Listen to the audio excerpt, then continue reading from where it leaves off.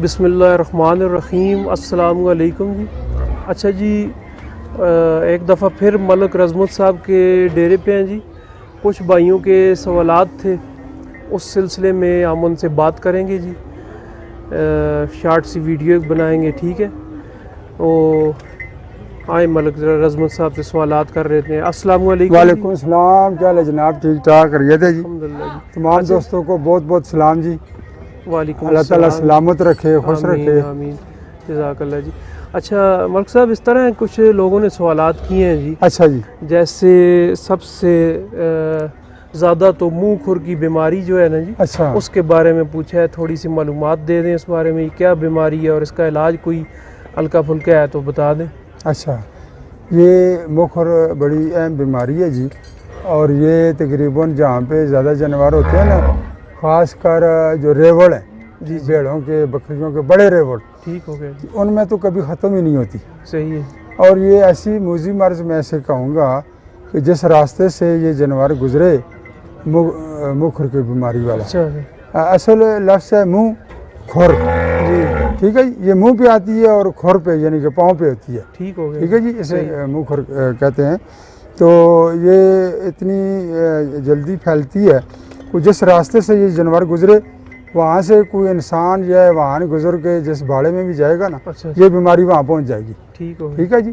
تو خیر جدید دور ہے، اس کے لیے انجیکشن بھی ہیں، دوائیاں بھی ہیں، لیکن میں ان پہ کبھی انحصار نہیں کرتا۔ ٹھیک ہے، یہ جب جس جانور کو ہو جاتی ہے نا، صحیح، یہ 3-4 دن اس کے پھر پکے ہیں، جو مرضی ہے آپ کریں، اس کا دودھ نہیں رہے گا، دودھ ختم ہو جائے گا، کھانا پینا اس کا ختم ہو جائے گا۔ صحیح، حفاظتی تدابیر ہی آپ کر سکتے ہیں، ٹھیک، یعنی کہ اس بیماری سے پہلے آپ کا یہ جو باڑا ہے نا، اس پہ آپ سپرے کریں، چونا ڈالیں، ٹھیک ہے جی۔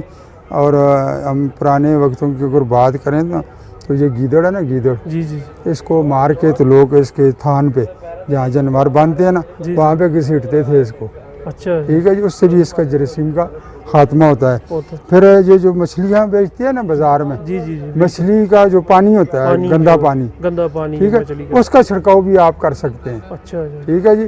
اس کے پاؤں میں اور اس کے منہ میں بھی اگر وہ ماریں تو اس میں کوئی نقصان نہیں ہے۔ اور اس کے علاوہ بہترین ہے اس کا جو علاج ہے، جب یہ ہو جائے تو نیم گرم پانی کریں، ٹھیک ہو گیا، اس میں پھٹکڑی ڈالیں، صحیح ہے، اس سے اس کے پاؤں دھوئیں ٹھیک ہے، اور اس کا منہ بھی دھوئیں، ٹھیک، اور پھر جس طرح نمک ہوتا ہے نا، پیسی ہوئی پھٹکڑی لیں جی، اپنے ہاتھ پہ، ٹھیک ہے، تو وہ تلی پہ اس پہ تھیلی پہ ڈال کے تو اس کے جانور کے منہ میں اوپر نیچے زبان پہ یہ ساری سائڈوں پہ یہ لگا دیں۔ چھوٹے چھوٹے وہ چھالے نما ہوتے ہیں اس کے منہ میں، جی جی، جو اس کو کھانے نہیں دیتے جانور کو، تو وہ اس سے جو ہے نا وہ ٹھیک ہو جاتے ہیں۔ ٹھیک ہو گیا، پھٹکڑی اس کا بہترین علاج ہے۔ صحیح ہے، تو باقی حفاظتی تدابیر ہی کریں تو زیادہ بہتر ہے، ٹھیک ہو ٹھیک گیا، ہے۔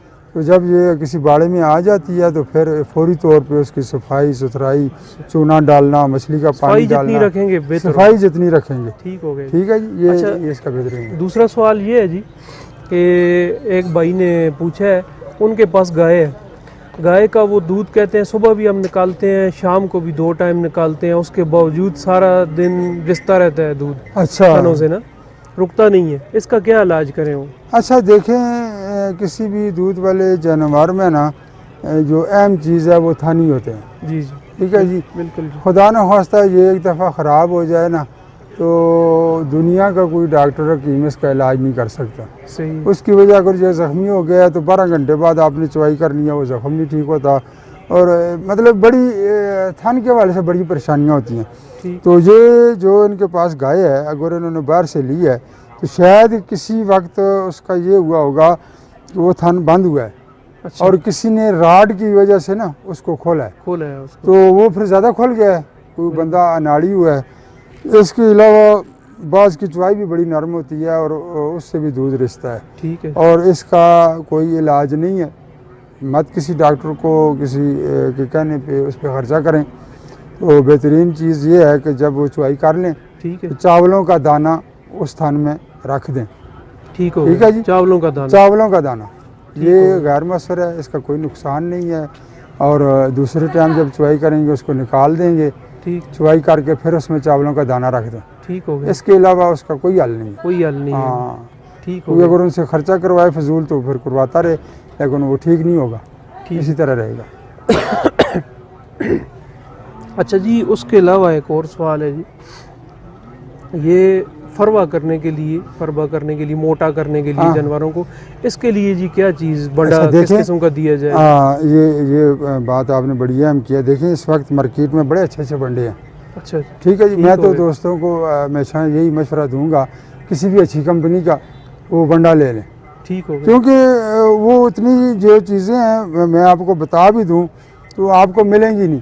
صحیح ہو. ٹھیک ہے, مل بھی جائیں تو پھر وہ ان کو پسانا, ان کو ساری چیزوں کو جمع کرنا, مکس کرنا, یہ ایک بہت بڑا مسئلہ ہے. صحیح. تو اس پہ انحصار کریں. اور نمبر 2, آپ جو بھی بنڈا استعمال کریں 2 چیزوں کا اس میں اضافہ کر دیں.